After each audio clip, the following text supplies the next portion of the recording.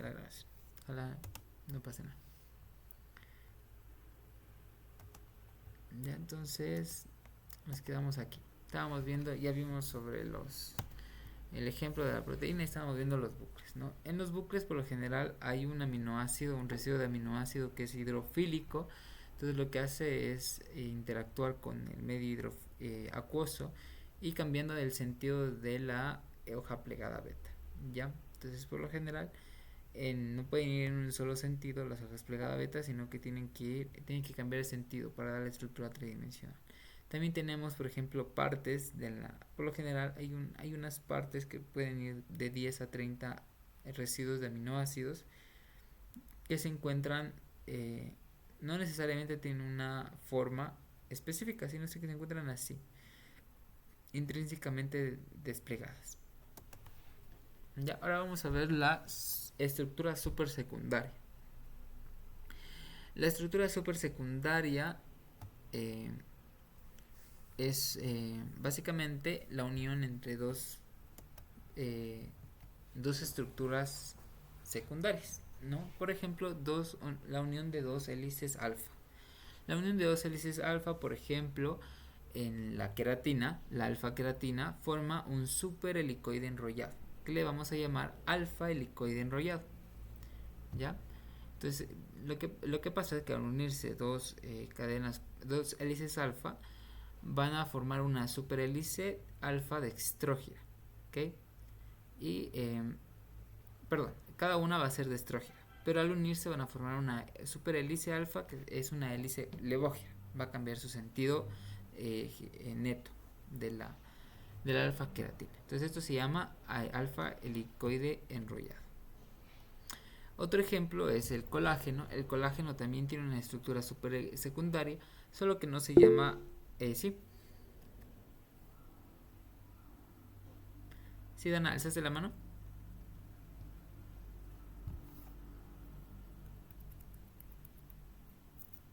Dana. Ya. Ya. Dime. ¿De qué? No. ¿No alzaste la mano? No. No. Bueno, parecía escuchar que sonó por ahí, como que alzaste la mano. Ya, entonces o es que alguien está solicitando unirse. De hecho, te veo con la mano alzada. ¿Que tenías alguna pregunta? No. Ok, seguro. Sí. Ya.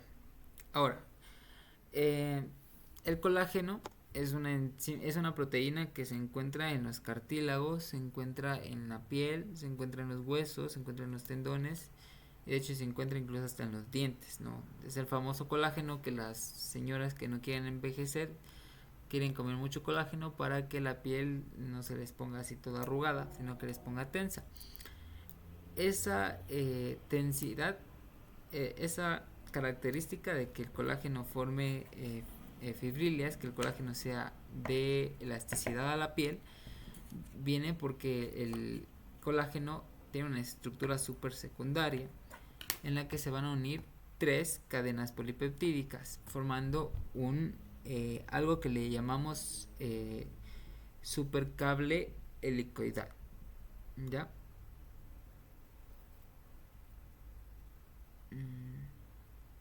Supercable helicoidal. Déjame ver si es que...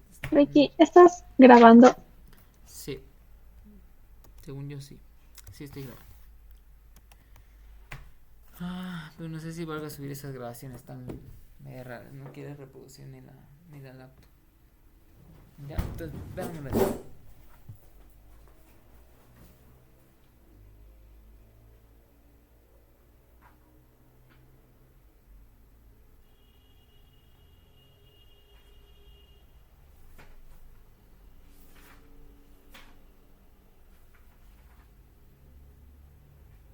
Ya. Entonces, se llama cable superhelicoidal, ¿ya? no supercable helicoidal, sino cable superhelicoidal. A diferencia de la alfa-queratina, ¿no? La alfa-queratina pues está... también la encontramos en el pelo y la encontramos en, por ejemplo, en la lana. Y lo que forma es una alfa helicoide enrollado, mientras que el colágeno forma un cable superhelicoidal. ¿Ya? Ahora, el colágeno tiene algo muy curioso, ¿no? Creo que ya lo vimos al colágeno cuando vimos los aminoácidos. Ya veíamos que se encontraban, por ejemplo, unos residuos de prolina cada 3 posiciones en la cadena polipeptídica, en cada una de las cadenas polipeptídicas. Y que de vez en cuando nosotros encontrábamos una hidroxiprolina. La hidroxiprolina, siento que esto ya lo vimos, la hidroxiprolina le da solubilidad al colágeno. Entonces, ¿qué pasa cuando no tenemos la enzima que hidroxila la prolina? Tenemos un problema porque vamos a procesar un colágeno defectuoso y vamos a tener una enfermedad llamada escorbuto. ¿Y qué pasa cuando, por ejemplo, tienes incluso una mutación en la que en vez de un residuo de... Por ejemplo, tienes en vez de un residuo, si no estoy mal, ok, tenemos aquí en vez de la glicina, aquí donde tenemos la glicina, ¿ya? La glicina, lo que pasa es que la glicina es el aminoácido más pequeño. Y el aminoácido más pequeño es el único que puede caber aquí porque tenemos un impedimento estérico de la prolina. Entonces la glicina es el único que puede caber entre esos espacios pequeños que se forman cuando se enrollan las dos cadenas polipeptídicas. ¿Qué pasa? Hay una mutación que codifica para el aminoácido de la glicina en el que yo tengo una valina en vez de una glicina. Entonces cuando yo tengo una valina en vez de la glicina, yo tengo una enfermedad resultante que se llama osteogénesis imperfecta, o también llamada enfermedad de los huesos de cristal, en la que el colágeno que se encuentra, ¿no?, en los cartílagos de los huesos, en las articulaciones, es defectuoso. Por lo tanto, yo voy a tener como resultado unos huesos que son débiles, y las personas que tienen esta enfermedad no van a poder caminar bien, siempre van a andar en silla de ruedas. Bienvenida. Dana. ¿Por qué no me dijiste que estabas aquí? Ah, no sé a qué hora te fuiste. Estaba hablando solo. ¿Desde qué? Ay, Dios, desde... ¿Hasta dónde me escuchaste? Según yo, tú te fuiste. Por eso te escribí. No, yo estoy aquí. Qué extraño. Bueno, ¿hasta dónde me escuchaste?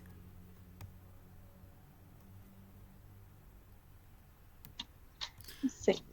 Bueno, estamos hablando del colágeno. Em,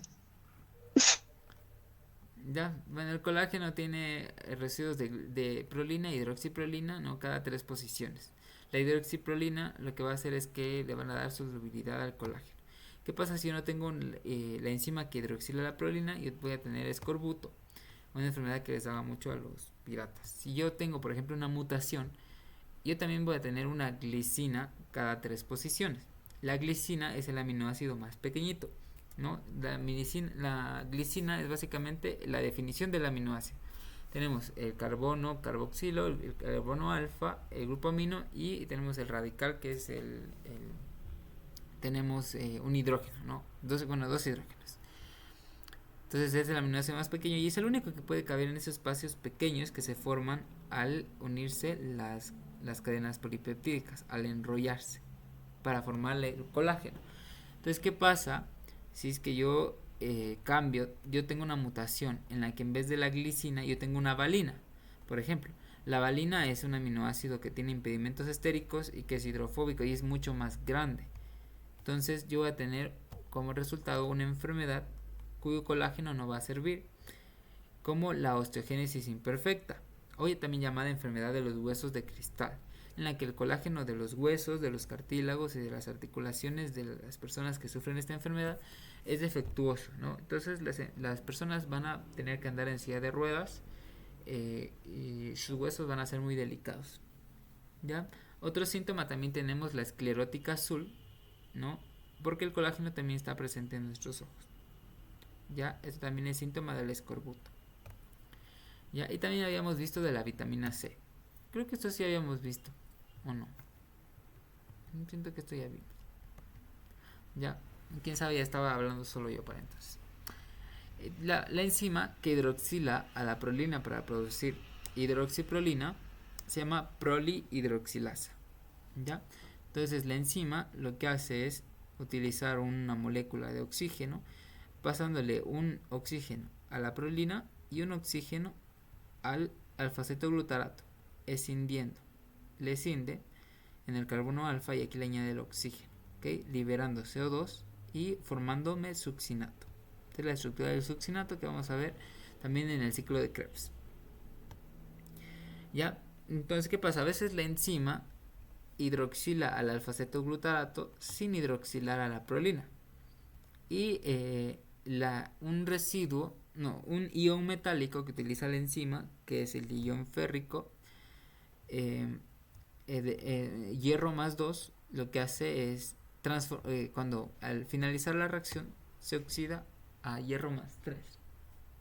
El hierro más 3 ya la enzima no es funcional, entonces se tiene que regenerar el hierro más 2 gracias al ácido ascórbico o la vitamina C. Entonces el ácido ascórbico viene al rescate y lo que hace es que en forma acuosa se encuentra como ascorbato y se va a oxidar a ácido deshidroascórbico. Y entonces cuando se oxida el ascorbato a ácido deshidroascórbico, se regenera el ion hierro más 2. Entonces la enzima puede seguir hidroxilando a la prolina.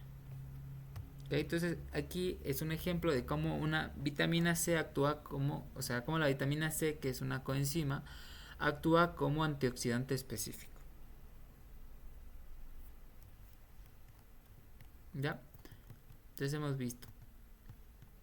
Ahora, hasta ahorita hemos visto la estructura secundaria y supersecundaria de las proteínas. Ahora vamos a ver la estructura terciaria. Hemos visto que en la estructura primaria tenemos la secuencia de aminoácidos unidos por enlaces peptídicos y que pueden formar puentes disulfuro. En la estructura secundaria tenemos las hélices alfa y las hojas plegada beta que se estabilizan por puentes de hidrógeno. En la estructura terciaria tenemos una estructura que se estabiliza por el efecto hidrofóbico de los aminoácidos. Es decir, que afuera, en el exterior de la proteína, yo voy a tener aminoácidos hidrofílicos y en el interior de la proteína yo voy a tener aminoácidos hidrofóbicos que van a alejarse, van a repeler el entorno acuoso, por ende se van a encontrar en el interior de la proteína. ¿Okay? Eso se va a estabilizar, es como cuando pones gotas de aceite en el agua, entonces las no se mezclan, sino lo que hacen es formar una gotita, hacen formar gotitas. Algo similar pasa aquí. Entonces aquí tenemos un ejemplo. En azul podemos ver los aminoácidos que son hidrofílicos, en amarillo los que son hidrofóbicos y en blanco los que restan, ¿no? Y esto que está aquí es el átomo de hierro que tiene la hemoglobina en el centro activo. Entonces, ¿qué pasa? Es el grupo hemo de la hemoglobina. Sí, como vemos, los aminoácidos hidrofóbicos están en el interior y los hidrofílicos se encuentran en el exterior.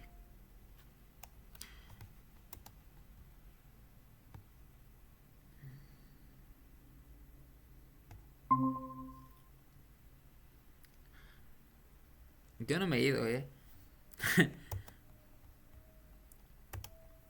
Entonces, bueno, continuemos.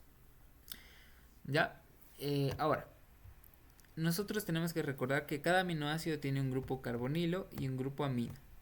¿Ya? Y estos también pueden formar puentes de hidrógeno. Entonces pueden formar puentes de hidrógeno con el agua.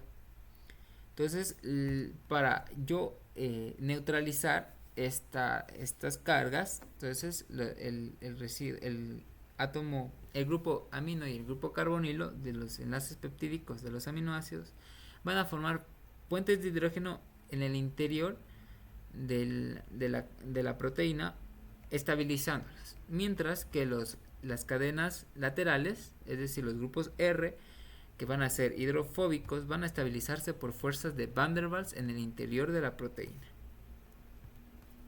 ¿Ya? ¿Hasta aquí alguna pregunta?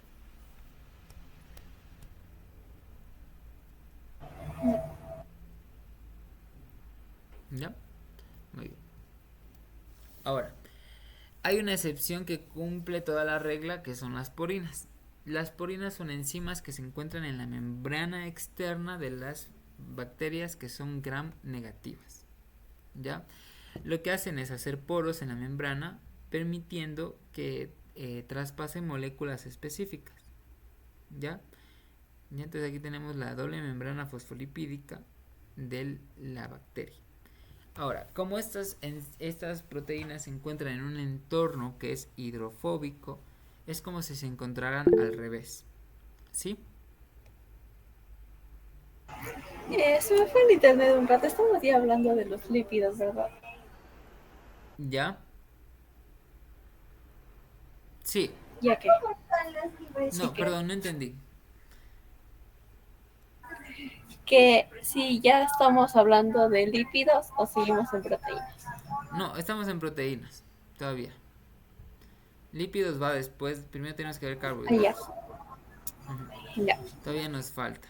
Entonces todavía estamos en el primer parcial.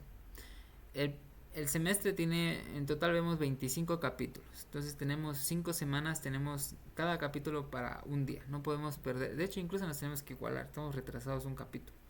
Entonces, bueno, ahí vemos dónde les enseño alguna clase 2 por 1. Entonces, lo que me refería, lo que estaba hablando, era que la estructura terciaria de las proteínas se basa por el efecto hidrofóbico, ¿ya? Pero hay excepciones, por ejemplo, las porinas, que se encuentran al revés. En el exterior tenemos los aminoácidos hidrofóbicos y en el interior tenemos los aminoácidos hidrofílicos. ¿Por qué? Porque el entorno en el que reaccionan las porinas es un entorno hidrofóbico debido a los lípidos que tenemos aquí, ¿no? Tenemos fosfolípidos de membrana. Entonces, para interaccionar tienen que darse como la vuelta. ¿Ok?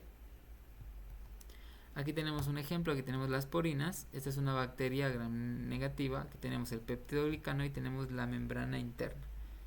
¿Ya? Y tenemos aquí también el espacio periplásmico. ¿Ya? Ahora, la estructura terciaria para ciertas proteínas les ayuda a adquirir distintos como dominios que van a tener una función distinta. ¿Okay?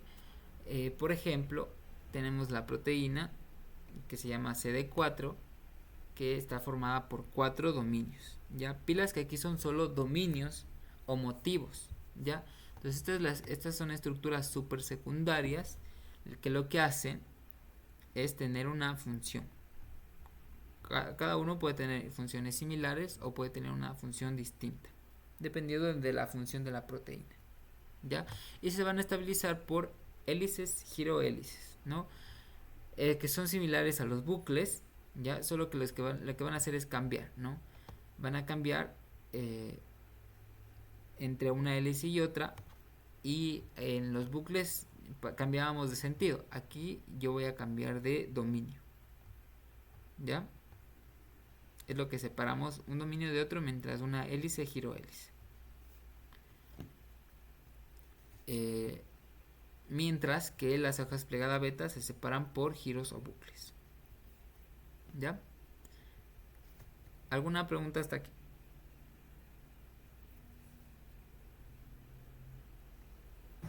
No. Ya. Ahora tenemos la estructura de la hemoglobina. Ya, la estructura de la hemoglobina tiene estructura cuaternaria. La estructura terciaria es el nivel estructural máximo que puede llegar una proteína con una única cadena polipeptídica. Para nosotros tener una estructura cuaternaria necesitamos mínimo 2 cadenas polipeptídicas. Entonces la estructura cuaternaria es la unión, es el ensamblaje de varias subunidades, cada subunidad va a ser una cadena polipeptídica que se van a unir en sí para ensamblar la estructura tridimensional de la enzima.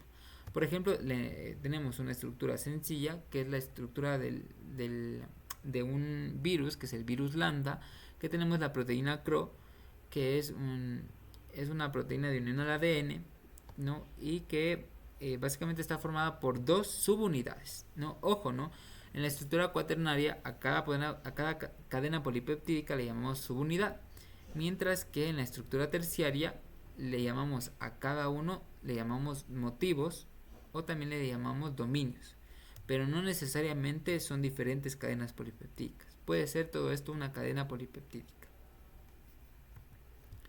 Ahora, la hemoglobina está formada por 4 cadenas polipeptídicas, de las cuales se repite, 2 son alfa y 2 son beta. ¿Ya? Y en el interior encontramos el grupo hemo, en que tenemos un átomo de hierro que permite la unión al oxígeno. ¿Ya? En la mayoría de los casos, las subunidades se encuentran unidas por enlaces covalentes. ¿Ya? ¿Cuál es el mayor enlace covalente? Pues por lo general son los puentes disulfuro. Ya. Ahora, existen estructuras que no necesariamente tienen que estar definidas. Existen proteínas que no necesariamente tienen una estructura primaria, secundaria o terciaria, sino que a lo mejor están plegadas así como un poco desordenadas, como un fideo, como un espagueti, y estas proteínas se llaman proteínas intrínsecamente desestructuradas. ¿Okay? De hecho, por lo general, las proteínas tienen un rango de 10 a 30 aminoácidos que están desestructurados. Se creía que estas proteínas no servían para nada, sino que eran proteínas defectuosas, pero se han encontrado que sirven para regular la actividad de la proteína. Por ejemplo, puede suceder que una molécula señal se una a la proteína desestructurada, cambie su estructura para darle otra función para que pueda regularse ciertos procesos metabólicos en el organismo. Por ejemplo, tenemos la proteína P53. La proteína P53, también llamada guardián del genoma, es una proteína que regula el ciclo celular. Básicamente chequea, revisa que no haya daños en el ADN, y si encuentra un daño en el ADN, es decir, una mutación, entonces lo que hace es que detiene el ciclo celular. Por ejemplo, digamos que tengo una célula que se encuentra antes de ser mitosis. Si es que hay una mutación antes de llegar a la mitosis, si es que esa célula llega a la mitosis, la mutación va a prevalecer, porque va a generar 2 células hijas con la mutación, y esas células hijas darán a otras células propagando así la mutación. De hecho, así se forma el cáncer. Entonces, ¿qué es lo que hace la proteína P53? Es que si encuentra una mutación en el genoma, lo que hace es detiene el ciclo celular hasta que la mutación se repare. Si la reparación no se para, lo que produce es citotoxicidad y apoptosis en la célula. Es decir, que evita que la mutación se propague. ¿Qué pasa? De hecho, cuando tenemos cáncer, la célula mutada se divide, e incluso la P53 se encuentra inactiva en más del 80% de los casos de cáncer. ¿Ya? Entonces, ¿qué pasa? Existe una proteína, ¿ya? Que es la proteína MDM2 o HDM2 en humanos, que se une a esta región de aquí, que es estas regiones que son las regiones desestructuradas de la P53. Entonces, cuando se une a esta proteína, a la P53, lo que hace es cambiar su conformación, y lo que hace es que pierde su funcionalidad. ¿Okay? Lo que podría hacer que la persona se haga más propensa a desarrollar un cáncer. Ahora, también tenemos otro tipo de proteínas, que son las proteínas metamórficas, que son proteínas que cambian de estructura, ¿no? Pueden pasar, por ejemplo, aquí tenemos la citoquina linfotactina, que es una proteína del sistema inmunitario, que puede tener 2 estructuras. Una estructura formada por hélices alfa y hojas plegada beta, y otra estructura formada principalmente por hojas plegada beta. ¿Okay? Entonces, ¿qué pasa? La primera estructura, que se llama estructura de tipo quimioquina, ¿okay? Es una estructura tipo quimioquina, lo que hace es que se une a un receptor y lo activa. ¿Okay? Se une a un receptor que desencadena una respuesta inmunitaria. Una vez que se une este receptor y lo activa, va a cambiar su estructura a una estructura mayoritariamente por hojas plegada beta que se va a unir a un glicosaminoglicano. Un glicosaminoglicano es un carbohidrato complejo. Ya vimos algunos tipos de carbohidratos. Vimos el glucógeno, vimos la quitina, vimos por ejemplo también la celulosa, ya vimos también el almidón, que son carbohidratos. El glicosaminoglicano es también un polímero de azúcares, solo que las azúcares del glicosaminoglicano son un poquito más complejas que las de los otros carbohidratos. ¿Okay? Entonces, al unirse esta proteína al glicosaminoglicano, va a activar otro tipo de respuestas inmunitarias. ¿Ya? Entonces, esta proteína tiene que cambiar de estructura para tener una funcionalidad distinta. ¿Ya? Ahora, ¿qué pasa cuando nosotros no tenemos las proteínas funcionando bien? Tenemos una enfermedad que se llama enfermedad del prión, o también se llaman encefalopatías espongiformes transmisibles, o bueno, en las vacas se llama enfermedad de las vacas locas, porque primero la descubrieron en las vacas. Entonces, ¿qué pasa? Tenemos unas proteínas que forman parte de las neuronas. ¿Okay? En concreto tenemos una proteína que se llama PRP, que por lo general tiene hojas plegada beta y tiene hélices alfa. Ahora, ¿qué pasa? La estructura de las hélices alfa, la estructura de la proteína que tiene hélices alfa es solo ligeramente menos estable que la estructura que tiene más hojas plegada beta. Entonces, pero la estructura funcional es aquella que tiene mayoritariamente hojas hélices alfa. Pero ¿qué pasa cuando las proteínas forman, por ejemplo, la estructura rica en hojas beta? Van a formar amiloides, van a formar fibrilias o placas amiloides, que lo que van a hacer es que se van a acumular en los tejidos, ¿ya? Del cerebro, y van a producir un deterioro neurodegenerativo, ¿ya? Lo que pasa es que con estas proteínas no se quedan solamente en que una proteína pierde su funcionalidad porque cambia su estructura tridimensional, sino que el cambio de estructura tridimensional de esta proteína va a inducir a que las proteínas alrededor también cambien su estructura tridimensional. Es decir, que van a inducir un efecto dominó que van a formar las fibrilias amiloides. ¿Okay? Entonces aquí tenemos, por ejemplo, una PRP normal. Una proteína PRP normal. Tenemos así, es rica en hélices alfa y no tiene tantas hojas plegada beta. Pero ¿qué pasa? Llega, por ejemplo, aquí tenemos varias proteínas PRPP mutadas. Las PRPP mutadas son PRPSC. Y lo que pasa es que inducen a que estas proteínas cambien su conformación a la conformación anormal, que es rica en hojas plegada beta, formando este tipo de fibrilias, que son las que se acumulan en el cerebro. ¿Okay? Y de hecho, esta enfermedad en los humanos, que también se llama enfermedad del prión, se conoce como Creutzfeldt-Jakob, ¿ya? Y en las vacas se llama enfermedad de las vacas locas. Entonces, como son proteínas muy importantes para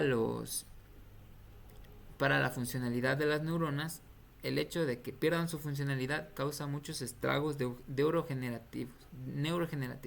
¿Okay? Hasta aquí alguna pregunta, Dana. No, fin. Ya, muy bien. Bueno, sí. Que las mutadas, la PRPSC, Sí, la PRPSC. se, o sea, se cambia a más hojas plegadas beta. Sí. O sea, y ya. Sí, Y eso porque, está. porque esa estructura es solo ligeramente. Espérate, te voy a poner un video ya de la hiperactina para saber mejor.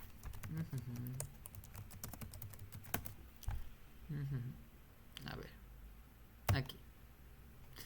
Ya, bueno, yo lo estaba Porque viendo. una proteína mal plegada no podrá cumplir bien su función. Una proteína Vamos a ver. defectuosa no le servirá a la célula, lo cual puede tener consecuencias terribles. Pues los priones son unas proteínas que no solo están mal plegadas, lo cual hace que ya no puedan cumplir la función original de esa proteína, sino que además son capaces de transmitir esta forma mal plegada a otras proteínas, son capaces de infectarlas. Es un poco el concepto de como si fueran zombies, ¿no? O sea, los priones son como zombies que a medida que se van topando con proteínas sanas, las van volviendo defectuosas e infecciosas como ellos.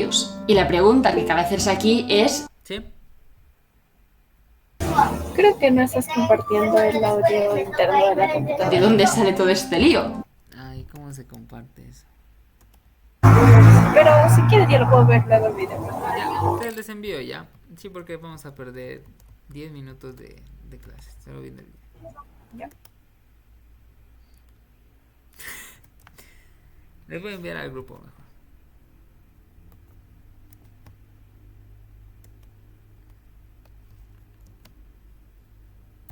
Ya, ahí tenemos los priones. Déjame de paso les envío a los de los que están en presencia.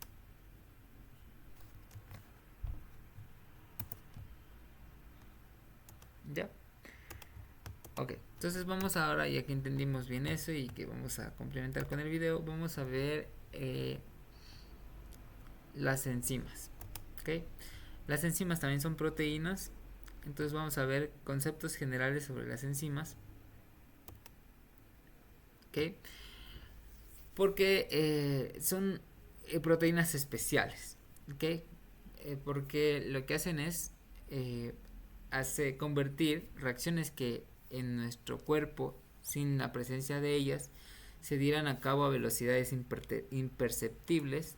Ellas hacen que se den en cuestión de segundos, ¿ya? Mediante distintos mecanismos. Ya, tenemos un montón de enzimas. La que es más rápida es la anidrasa carbónica. La anidrasa carbónica cataliza esta reacción química que tenemos en este lado de la izquierda, que es la hidratación del dióxido de carbono. Lo que hace es que una molécula de dióxido de carbono la une con el agua para formar ion bicarbonato, que va a ser liberado en el entorno acuoso de la célula, y eso va a permitir transportarlo en el entorno acuoso hasta los pulmones. De hecho, este ion bicarbonato va a ser el que utilicemos nosotros. Eso va a ser la manera en la que nosotros utilicemos al dióxido de carbono en las rutas metabólicas, como en la síntesis de la urea, en el ciclo de la urea. Ahora, aquí tenemos una tablita que nos ayuda, por ejemplo, a ver, por ejemplo, la anidrasa carbónica, que es la que tenemos al final. ¿Okay? La vida media no enzimática es de 5 segundos. ¿Ok? Es la vida media del... La vida media no enzimática, 5 segundos.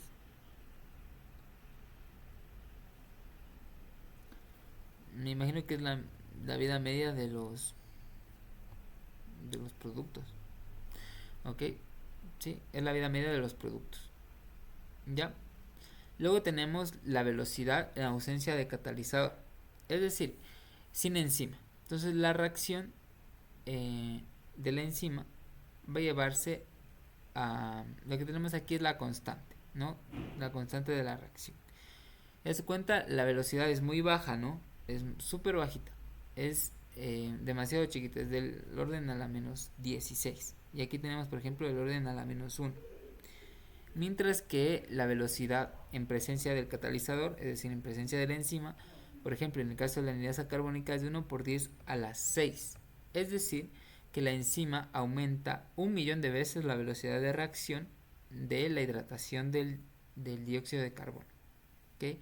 Y aquí tenemos la cantidad que aumenta la velocidad la enzima, ¿no? Al pasar de 1.3 por 10 a la menos 1 a 1 por 10 a 1.000.000, tenemos un aumento de 7.7 por 10 a la 6. ¿Ya? Ahora, las enzimas lo que hacen es que no es que son tampoco pues son extraordinarias, ¿no? Van a llevar a cabo reacciones químicas que no sean posibles. Es decir, que no tengan una energía libre negativa. es decir, que no sean espontáneas. Las enzimas, hay una enzima por lo general específica para cada reacción, o si es que catalizan varias reacciones, son reacciones muy parecidas, ¿ok? Por ejemplo, tenemos enzimas que son proteolíticas, es decir, que degradan las proteínas. Entonces, ¿cómo degradan las proteínas? Rompiendo los enlaces peptídicos de las proteínas. Por ejemplo, tenemos una enzima específica, por ejemplo, para romper en el enlace peptídico del carbonilo de una lisina o una arginina, que es la tripsina. Para una arginina, yo tengo una otra enzima, cuando es solo arginina específicamente, que se llama trombina, ¿ok? Y yo tengo una enzima que va a ser un poquito más no específica, que va a romper cualquier enlace peptídico, que es la papaína. La papaína se encuentra en la papaya, por eso en las salsas que van a acompañar las carnes a veces suelen poner papaya, para que como la carne es una proteína, entonces lo que hacen es que esta enzima va a hacer que la carne se ponga un poco más suave, porque va a degradar las proteínas que están ahí, ¿ok? Entonces esto es la especificidad de cada enzima. Ya también vamos a ver más adelante una enzima que es la quimotripsina y también la pepsina, que son también enzimas proteolíticas. Ahora, las enzimas, ¿no? Aquí tenemos un esquema, ¿no? Entonces aquí tenemos una enzima. La enzima va a tener una hendidura, ¿ya? O una grieta a la que se va a unir mi sustrato. En este caso no tenemos representativo, no hay un hipopótamo que se va a unir, que lo que está mordiendo es la pierna, no de su cuidador del zoológico. Entonces el sustrato vendría a ser la pierna, que se va a unir a la grieta, que va a ser el centro activo de la enzima, ¿ya? O sitio activo, ¿ya? Las enzimas son muy específicas, el sustrato se une solamente al sitio activo de la enzima que sea específica, ¿ya? Las enzimas, como son catalizadores, recordemos, un catalizador participa en la reacción, pero no forma parte de los productos, ¿ya? Es decir, la enzima no es que cambia en la reacción, ¿ok? Entonces, esto hace que se puedan utilizar varias veces, es decir, la enzima puede catalizar varias veces. De hecho, la anhidrasa carbónica que estábamos viendo al inicio, que cataliza esta reacción, puede procesar 1.000.000 de moléculas, es decir, una enzima, una molécula de anhidrasa carbónica puede procesar 1.000.000 de moléculas de dióxido de carbónico por segundo, ¿ya? Aumenta bastante la velocidad, ¿no? Entonces, de lo que esta reacción se llevaría a cabo en 5 segundos, gracias a la enzima se lleva en un tristras, ¿no? Es demasiado rápido. Ahora, existen las enzimas se clasifican en 6 clases principales de acuerdo a las reacciones que catalizan. Tenemos, por ejemplo, las oxidorreductasas, que catalizan, como su nombre dice, reacciones de oxidorreducción. Por ejemplo, ahí tenemos la lactato deshidrogenasa, que lo que hace es reducir el piruvato en lactato. Luego tenemos las transferasas. Las transferasas transfieren grupos funcionales de una molécula a otra. Por ejemplo, tenemos las aminotransferasas, que vamos a ver cuando veamos el ciclo de Lavoria. Ahí vamos a ver las aminotransferasas. Las aminotransferasas lo que hacen es coger el grupo amino del aminoácido. Entonces cogen el grupo amino y lo van y lo botan en otro lado y lo mueven y así lo transportan. Entonces cogen el grupo amino del aminoácido y le dan a otra molécula que vamos a ver más adelante. Entonces transfieren el grupo amino. Luego tenemos las hidrolasas. Las hidrolasas por lo general catalizan reacciones con agua, por eso se llaman hidrolasas. Y lo que hacen es, por lo general, es escindir, es decir, hacer rupturas hidrolíticas, como por ejemplo la tripsina, ¿okay? Este enlace peptídico de aquí se va a escindir mediante hidrólisis, ¿okay? Entonces ese enlace de ahí necesita una molécula de agua. Entonces la enzima de aquí va a ser una hidrolasa. Tenemos luego las liasas. Las liasas lo que van a hacer es que van a añadir o van a eliminar átomos o grupos funcionales para formar por lo general dobles enlaces, ¿ya? ¿Ok? ¿ok? Para formar dobles enlaces o para y no van a romper los dobles enlaces, sino es que lo van a reducir los dobles enlaces o hidrogenar, como dicen en química orgánica. ¿Ya? Luego tenemos las isomerasas. Las isomerasas, como dice su nombre, ¿no? Isómero, una isomerasa. Entonces lo que va a hacer va a cambiar la conformación de una molécula a otra. Por ejemplo, tenemos la triosa fosfato isomerasa. La triosa fosfato isomerasa la vamos a ver en la glucólisis, y lo que hace es que transforma un isómero, que es la dihidroxiacetona fosfato, en otro isómero, que es el gliceraldehído 3-fosfato, que vamos a ver en la glucólisis. Y por último tenemos la ligasa. Las ligasas lo que hacen es unir dos moléculas, ¿no? Es liga, sella y es como les pega. Por ejemplo, tenemos la ADN ligasa, que participa en la replicación del ADN, que lo que va es que va sellando los fragmentos de Okazaki, uniendo las bases nitrogenadas. ¿Ya? ¿Hasta aquí alguna duda, Dana? ¿Sí estás ahí? ¿Las ligasas pegaban qué cosa? Unen dos moléculas. La ligasa del ADN. La No, ligasa del en ADN general. lo que hace es unir sellar los fragmentos de Okazaki.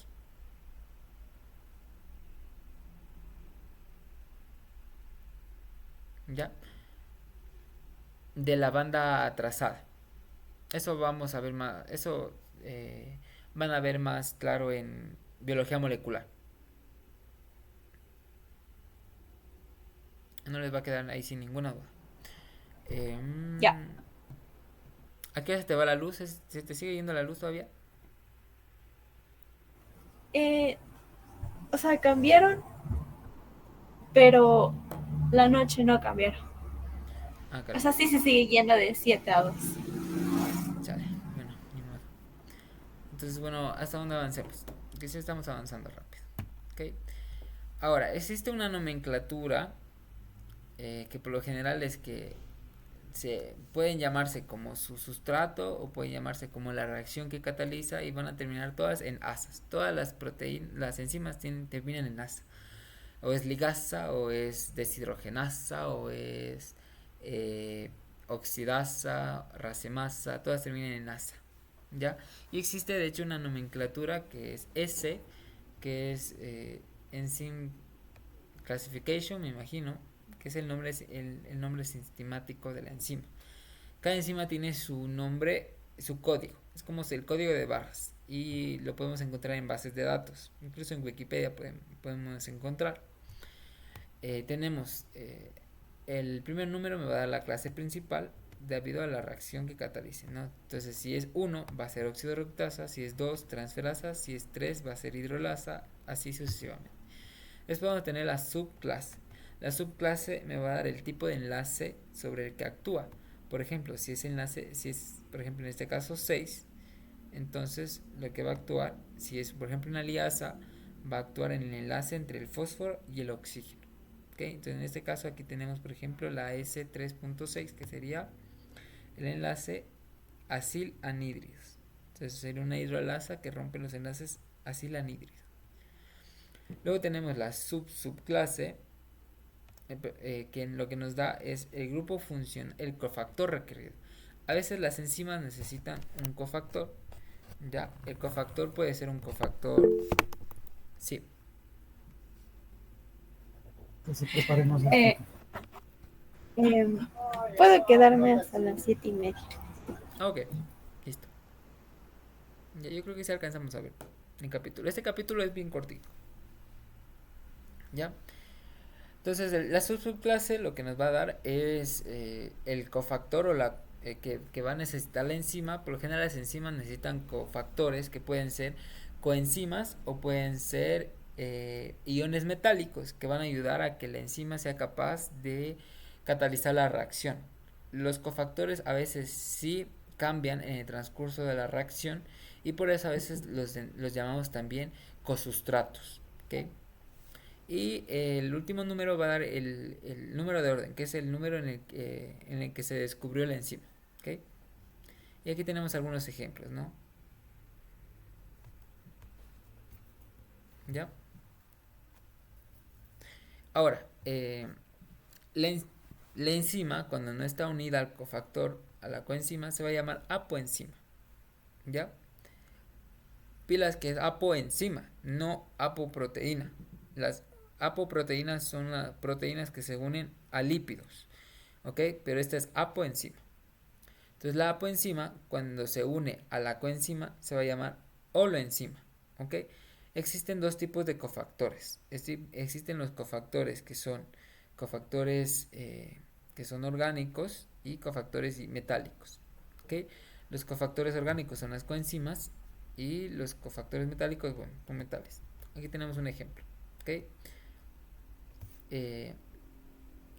También se pueden llamar grupos prostéticos, ¿ok? Los grupos prostéticos están unidos fuertemente al centro activo de la enzima, ¿ok? Sin los grupos prostéticos la enzima no es funcional, es decir, la coenzima no es funcional, tiene que ser enzima. Y aquí tenemos una tablita. Aquí tenemos una tablita de los cofactores que utilizan ciertas enzimas. Esta tablita yo de preferencia me la memorizaría, ¿no? Aunque bueno, con Patty no hay que ser tan intenso, ¿no? Con la Vero sí, pero con la ingeniera Patty no, con la Doc Patty no.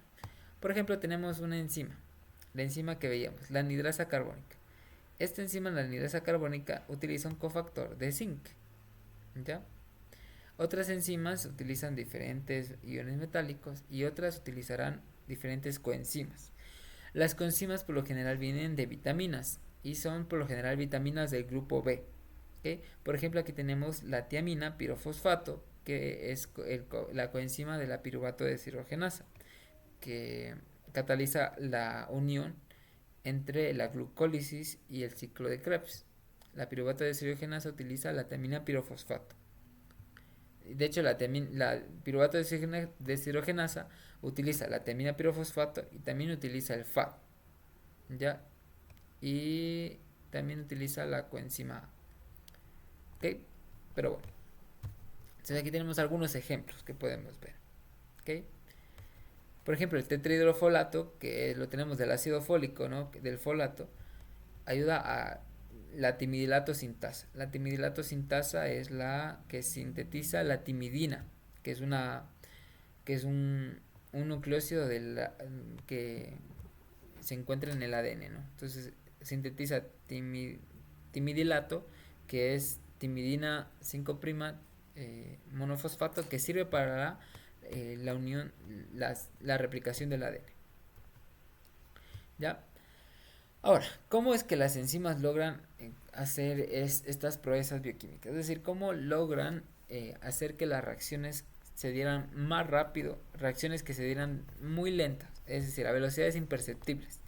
Entonces, lo que hacen es disminuir la energía libre de activación. Nosotros en fisicoquímica vimos la energía libre de Gibbs. La energía libre de Gibbs me permite analizar si es que un proceso químico a temperatura y presión constante va a ser espontáneo o no.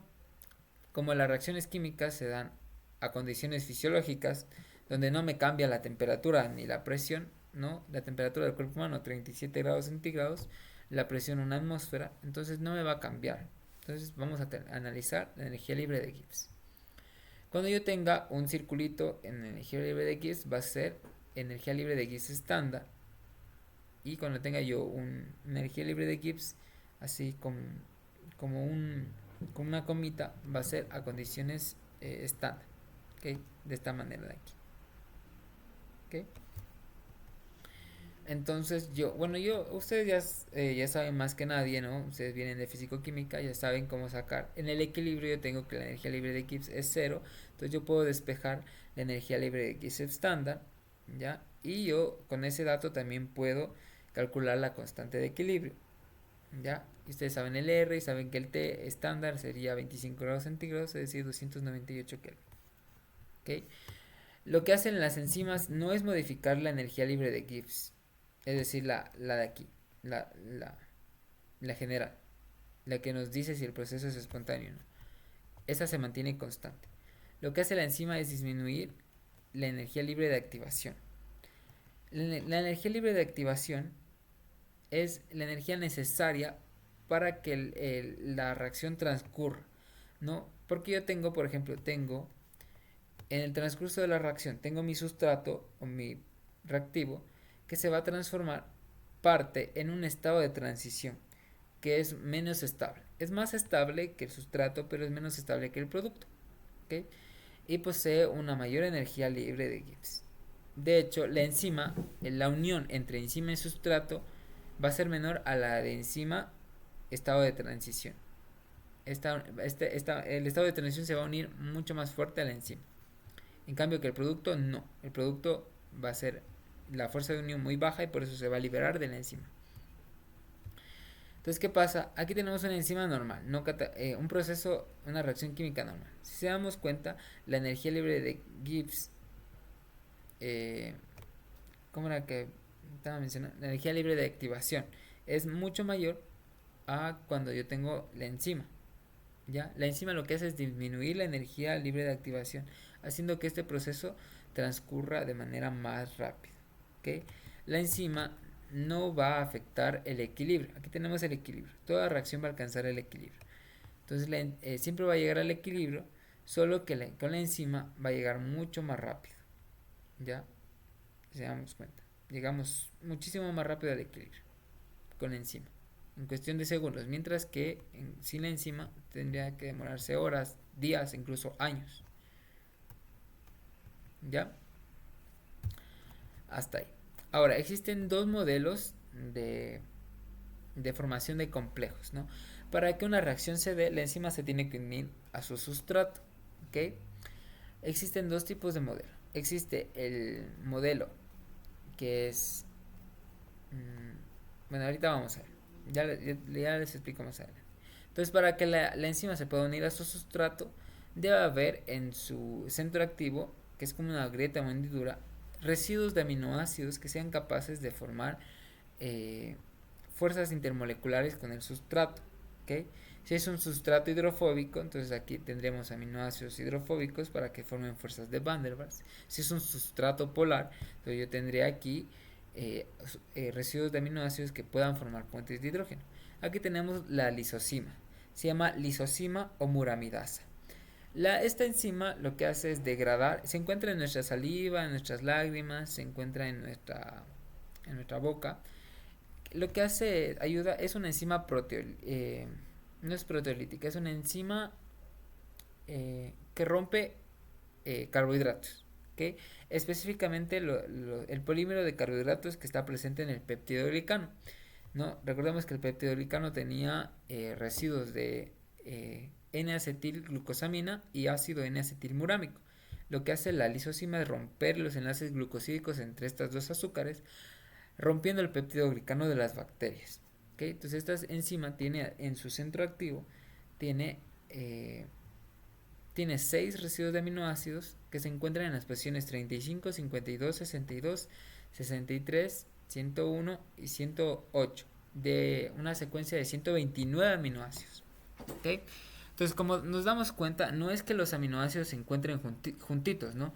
No es que el centro activo es, por ejemplo, los aminoácidos 2, 3, 4, 5, sino que se encuentran en distintas posiciones. Todo depende de la estructura tridimensional de la proteína, de la enzima, ¿no? Que es una proteína. ¿Ok? Ahora, entonces, dentro de la proteína vamos a tener un microentorno, que es el que se va a unir el sustrato. ¿Ok? La mayoría de las enzimas están formadas por varias longitudes de aminoácidos, por lo general son más de 100, pero sí hay enzimas que son pequeñitas y enzimas que son muchísimo más grandes. ¿Ok? Dependiendo la reacción que catalice, el sustrato que necesite esta enzima y del conjunto de reacciones que catalice. ¿Okay? Existen dos modelos, ¿no? Por lo general, el entorno de la enzima, la grieta es un centro apolar para que no entre el agua, ¿no? Sino solo entre el sustrato. Pueden unirse de diferentes maneras, pueden ser fuerzas iónicas, pueden ser fuerzas de Van der Waals, fuerzas de hidrógeno, o pueden ser incluso fuerzas electrostáticas. ¿Okay? Pueden unirse covalentemente. ¿Okay? Por lo general se unen no covalentemente, pero también hay enzimas que sí se unen covalentemente. ¿Okay? Hay de todo un poco. Ahora, hay dos modelos en las que se unen la enzima con el sustrato. El primero le denominamos llave cerradura. ¿Okay? El modelo llave cerradura básicamente nos dice que la enzima en el centro activo tiene la disposición espacial exacta en la que se puede unir al sustrato. Este modelo fue propuesto por Emil Fischer en 1890, pero hoy en día sabemos que no todas las enzimas son así. Hay pocas, pero que sí se, se apegan al modelo llave cerradura, pero la mayoría se rige por el modelo de ajuste inducido. El modelo de ajuste inducido lo que pasa es que nos dice que la enzima cambia su conformación del centro activo al unirse al sustrato para que puedan complementarse de manera correcta. ¿Okay? Un ejemplo de esta enzima es la enzima que se llama exoquinasa, que la vamos a ver en la glucólisis. Cuando la veamos ahí les volveré a recordar de los modelos de unión. ¿Okay? Entonces la enzima se une al sustrato y la energía libre se libera por la formación del complejo enzima-sustrato.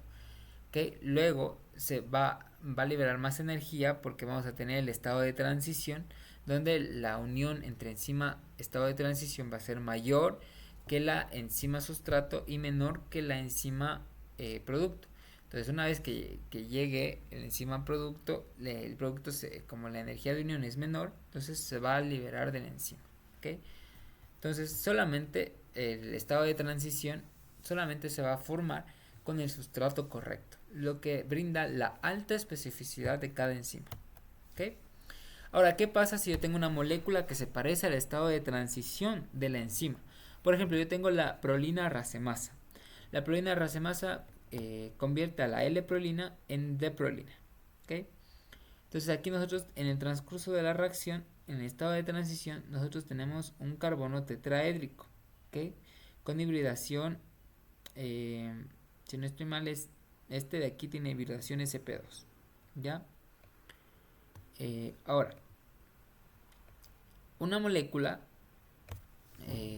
que es el ácido pirrol 2-carboxílico, ya también tiene un carbono que es trigonal, ¿no?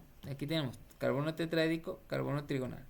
Y este carbono trigonal que tiene hibridación sp2 está muy parecido, ¿no?, al estado de transición de la enzima. Entonces este se va a unir con mayor fuerza que el sustrato, que es la L-prolina, a la enzima. Y eso va a desactivar a mi enzima. ¿Okay? Porque yo aquí no voy a poder transformar este ácido pirrol 2-carboxílico en D-prolina, ¿no? Tendría yo aquí que hacer una hidrogenación catalítica, ¿no? Las condiciones, eso dentro del organismo no se puede hacer. Al menos la enzima no está diseñada para hacer eso, sino solo para añadir aquí un protón y que se forme la D-prolina. ¿Ok? Entonces eso sería todo. Hasta ahí. Creo que hasta nos sobró tiempo. No sé si hasta nos sobró tiempo, dale. Entonces vamos a hacer la actividad, ¿ya? ¿Te parece?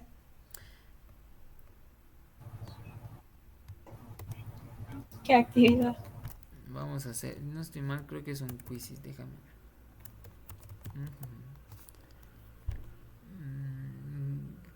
Creo que es un quizzes, ya. A ver, tenemos...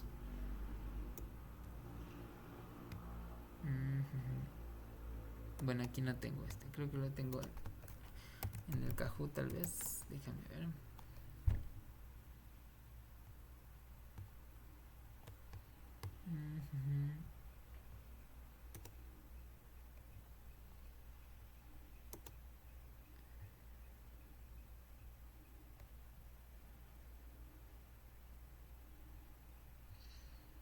O si no es en esta de acá. No, déjame ver.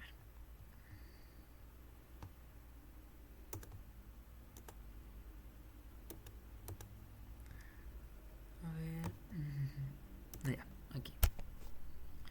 A ver, aquí tengo de la estructura tridimensional de las proteínas y acá creo que tengo el de los... Ah, no, ese es el que vamos a ver mañana. Entonces vamos a hacer este de aquí, ¿ya? Entonces... ¿Cómo se pone esto? Ya, creo que es así.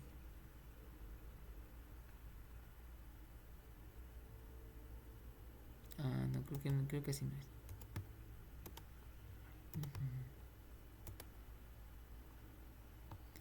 Creo que aquí se pone en... Creo que es este.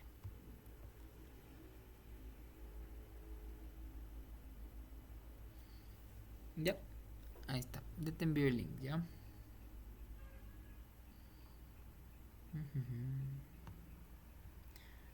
A ver. Ya, a ver, vamos a ver. Aquí hay varios modos. Aquí hay este modo. Tenemos este. Ya, a ver, vamos a ver este o si no este. Ya, bueno, ahí tenemos. A ver, hagamos este. Este se ve bueno.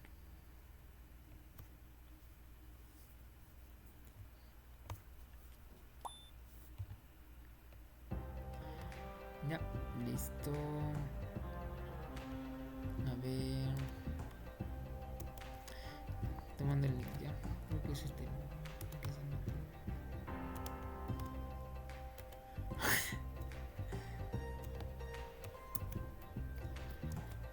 Tenías que poner atención. No, las preguntas están bien fáciles, Dana, no te preocupes. Ya, vamos a unirnos. Ya.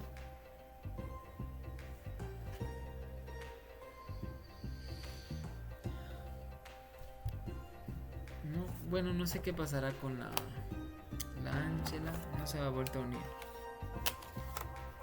Ya. No está aprovechando el curso. Pero un poco más al menos si hubiera al menos 2 personas en clase. Con 2 personas es más que suficiente. Con una y el profesor es... No vale hacer este tipo de actividades tan amenas.